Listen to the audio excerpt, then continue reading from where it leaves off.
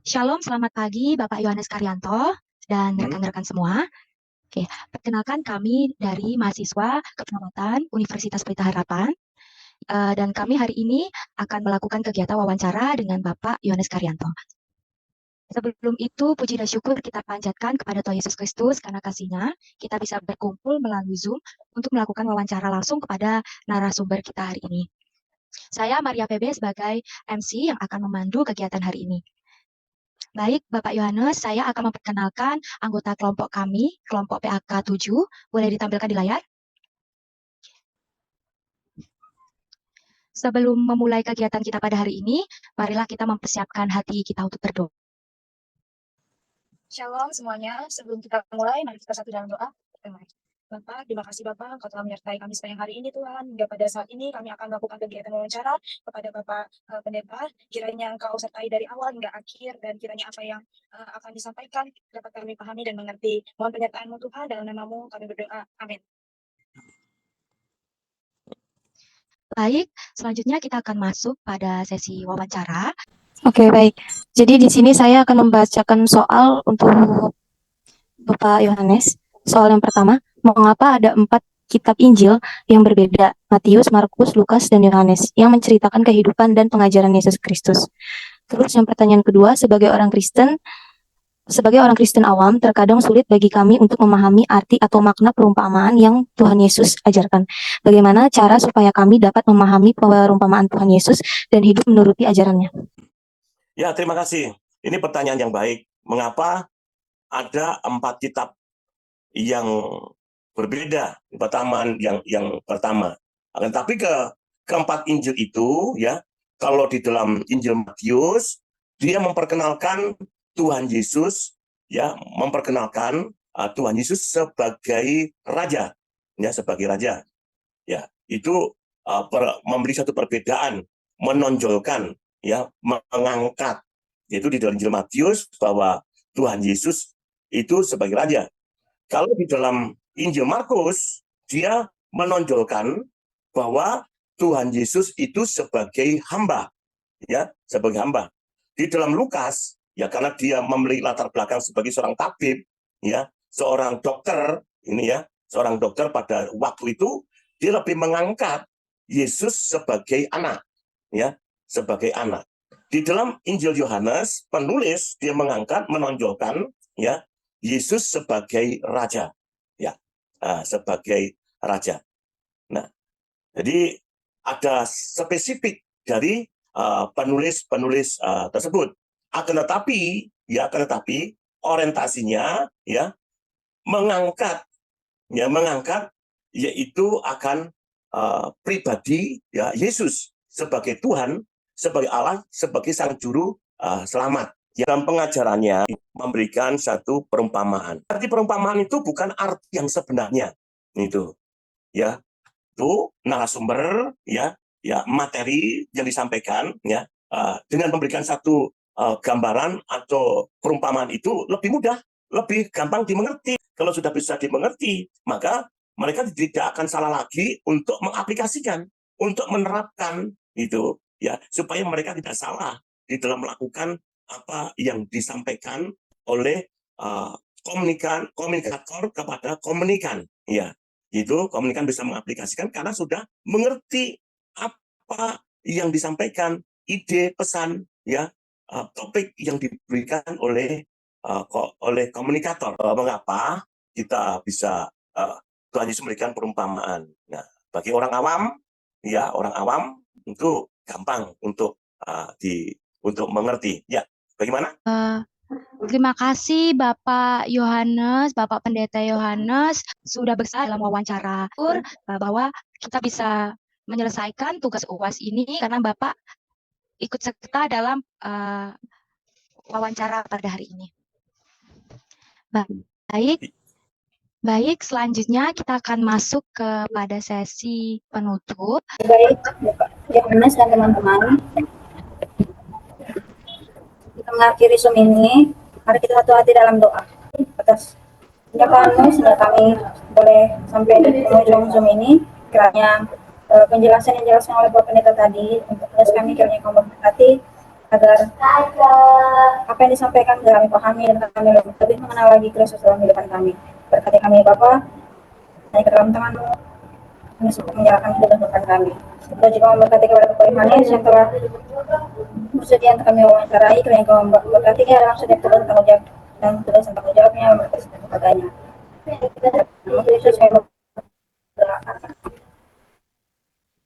Yang pertama, perbedaan ini, keempat Injil ini, Matius, Markus, Lukas, dan Yohanes, nampak sekali itu dari yang pertama perspektif penulis itu sendiri, kemudian tujuan penulisannya, dan audiensnya atau pendengarnya atau orang yang dituju, kelompok yang dituju. Matius itu lebih menekankan Yesus sebagai Mesias yang memenuhi nubuat-nubuat perjanjian lama. Sedangkan Markus lebih menyoroti pelayanan Yesus sebagai pelayan atau suffering, penderitaan. Kalau Lukas lebih menekankan kasih Allah dan menyajikan Yesus sebagai anak manusia. Yohanes itu memusatkan perhatian pada sisi ilahi Yesus sebagai logos atau firman. Nah, perspektif yang berbeda ini kemudian juga digambarkan atau katakanlah dilambangkan dengan gaya yang berbeda juga. Atau seperti misalnya Matius itu dilambangkan sebagai manusia. Dia punya lambang itu manusia. Sedangkan Markus dilambangkan sebagai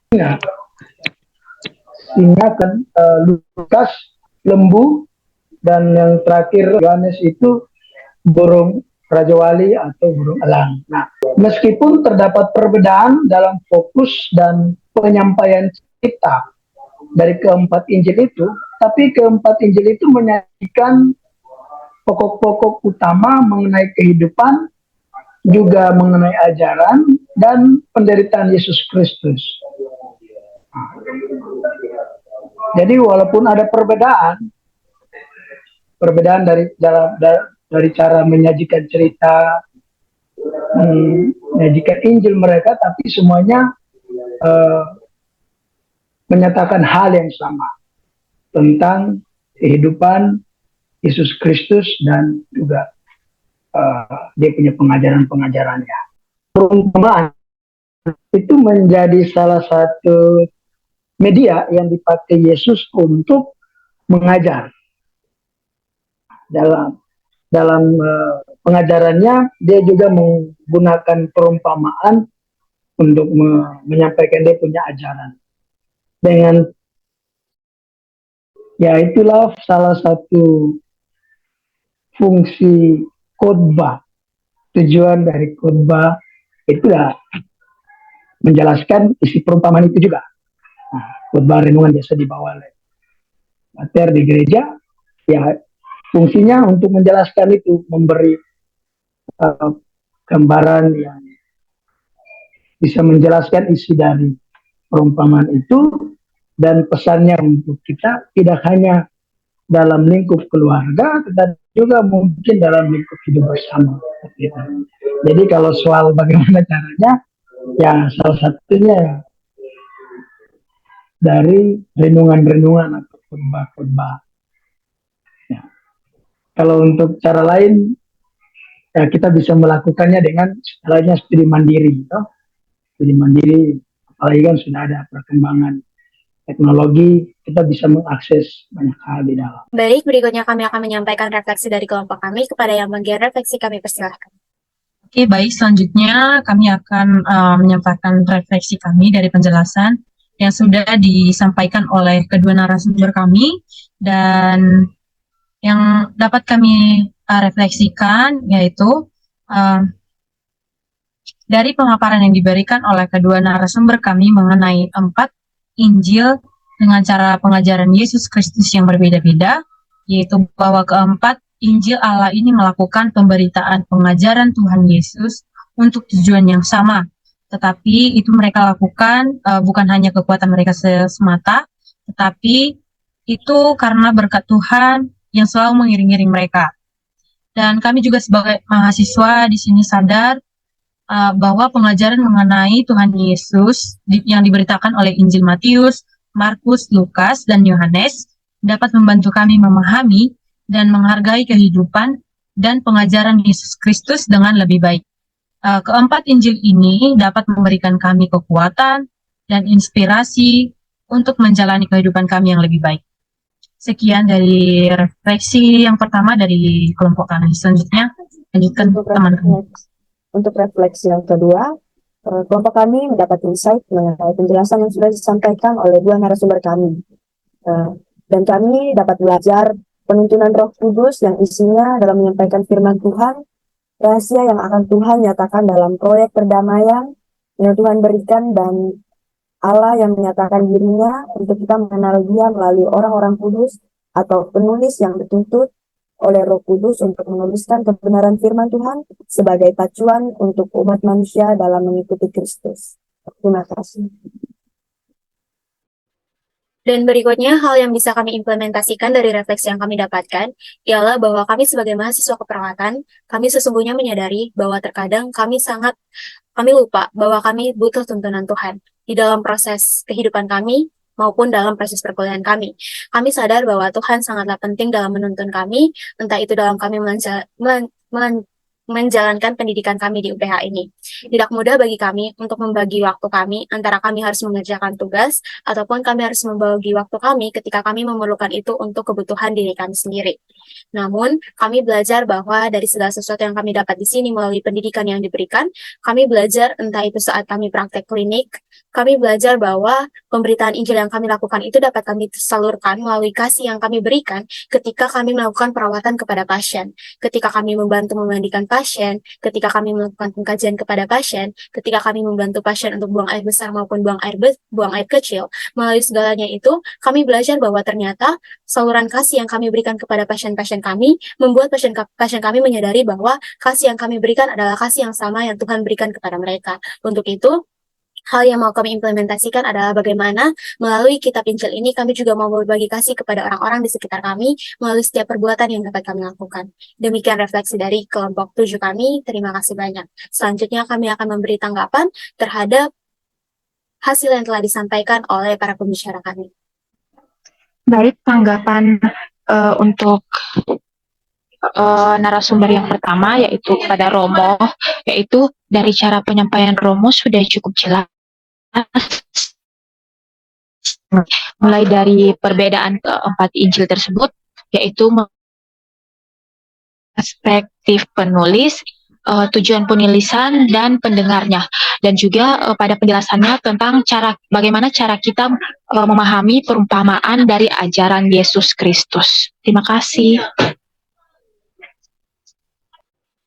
Baiklah, untuk tanggapan yang kedua dari kelompok kami mengenai penjelasan yang telah diberikan kepada narasumber pendeta kami, menyampaikan bagaimana kita melihat perbedaan dari keempat Injil tersebut dan di mana ditulis oleh tokoh-tokoh yang berbeda, akan tetapi ada kuasa campur tangan Allah berupa Roh Kudus yang turun akan mereka sehingga bisa menuliskan Injil-Injil tersebut. Di mana setiap kitab menjelaskan bagaimana Yesus yang adalah juru selamat kita umat manusia, bukan sekedar tulisan di atas kertas tetapi adalah nyatanya terjadi. Dalam kitab-kitab Injil juga mengajarkan kepada kita tentang perjalanan-perjalanan atau hidup yang berkenan dan yang berkenan di hadapan Tuhan agar kita percaya dan mengikutinya sampai ke akhir zaman dan menjadi garam dan terang dunia. Sekian dari tanggapan dari kelompok kami. Saya serahkan kepada yang bertugas. Baik, demikian refleksi, implementasi, dan tanggapan yang dapat kami berikan. Semoga segala sesuatu yang dapat kami sampaikan, segala sesuatu itu dapat kita pelajari bersama-sama dan dapat kita implementasikan di dalam kehidupan sehari-hari kita. Demikian sesi dari kelompok 7 PAK. Kami ucapkan terima kasih banyak dan shalom bagi kita semua.